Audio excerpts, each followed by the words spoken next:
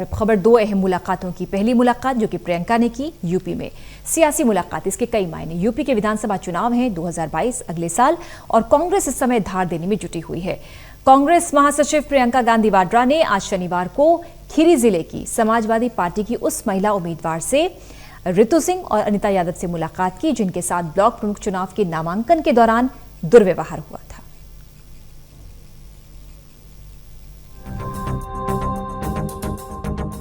UP के 3 दिन के दौरे के दूसरे दिन कांग्रेस की प्रभारी प्रियंका गांधी लखीमपुर खीरी पहुंची। यहां के पसगांव में ब्लॉक प्रमुख के चुनाव के दौरान नामांकन में महिलाओं के साथ बदसलूकी हुई थी। चुनाव में हिंसा उत्पीड़न का शिकार हुई ऋतु सिंह और अनीता यादव से प्रियंका ने मुलाकात की, उनसे बातचीत की और उनका दर्द जाना। इस दौरान प्रियंका गांधी ने योगी सरकार पर जमकर निशाना भी साधा।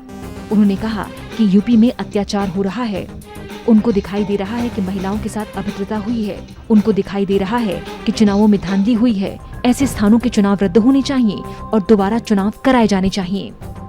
इसलिए आई हूँ, महिला है, मेरी बहन है और मैं उनको ये बताना चाहती हूँ कि इस देश की एक एक महिला, उत्तर प्रदेश की एक एक महिला, पूरे भारत देश की एक एक महिला इनके साथ खड़ी है।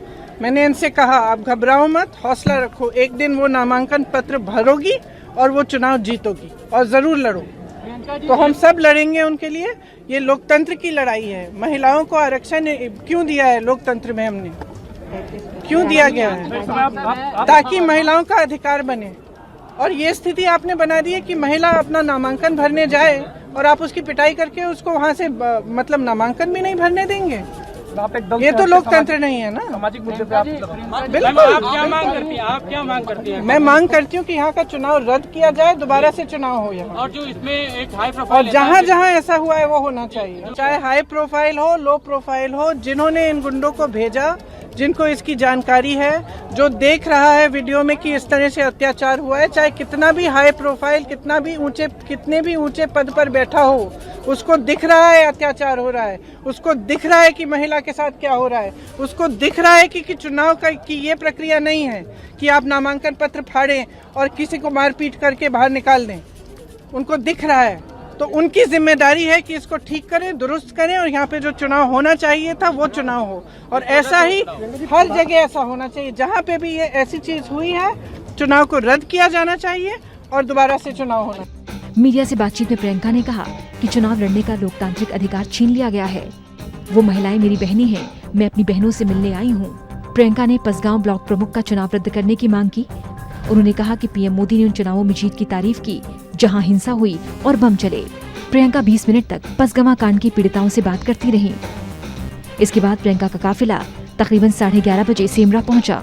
उनके साथ कांग्रेस प्रदेश अध्यक्ष अजय कुमार लल्लू और कांग्रेस प्रवक्ता सुधांशु वाजपेयी भी थे। प्रियंका कार से उतरकर सीधे घर गयी। बंद कमरे में पीड़ितों से मुलाकात की। वहीं पुलिस ने तमाम कार्यकर्ताओं को गेट पर ही रोक लिया। बता दें कि ब्लॉक प्रमुख के चुनाव में पसगावा में सपा के प्रत्याशी और महिला प्रस्तावक के साथ अभद्रता और कपड़े फाड़ने का मामला काफी गर्माया था। विपक्ष इस पर हल्ला बोल रहा है, खासकर कांग्रेस अटैकिंग मोड में है और प्रियंका लगातार योगी सरकार पर निशाना साध रही हैं। National desk, total news.